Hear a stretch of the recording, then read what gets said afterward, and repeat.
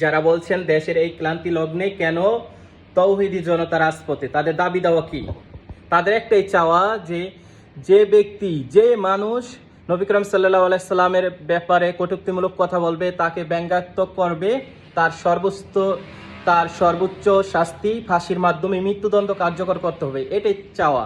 আপনারা একটি আইন পাশ করেন, দেখবেন আর কখনো এই ব্যাপারে তৌহিদি জনতা রাজপথে আসবে না।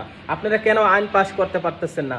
আপনারা চান তৌহিদি জনতাকে একটি উচ্ছৃঙ্খল গোষ্ঠী হিসেবে আপনারা প্রচার করতে চান বিশ্বের কাছে। এই কারণে আপনারা এই ব্যাপারে আইন পাশ করতেছেন না। আপনাদের সমস্যা কি? আমরা চাই সারা দেশের মানুষ শান্তিতে থাকুক। আমরা চাই না আর কেউ রাজপথে আসুক বিভিন্ন দাবি দাওয়া নিয়ে। আপনারা এটার যত দ্রুত সম্ভব আইন পাশ করেন। যে নবীকে নিয়ে যে কটূক্তিমূলক কথা বলবে, ধর্মকে অবমাননা করবে, তার সর্বোচ্চ শাস্তি ফাঁসির মাধ্যমে মৃত্যুদণ্ড কার্যকর করতে হবে। এটাই আমার চাওয়া এবং আমাদের তৌহিদি জনতাদের চাওয়া। আসসালামু আলাইকুম।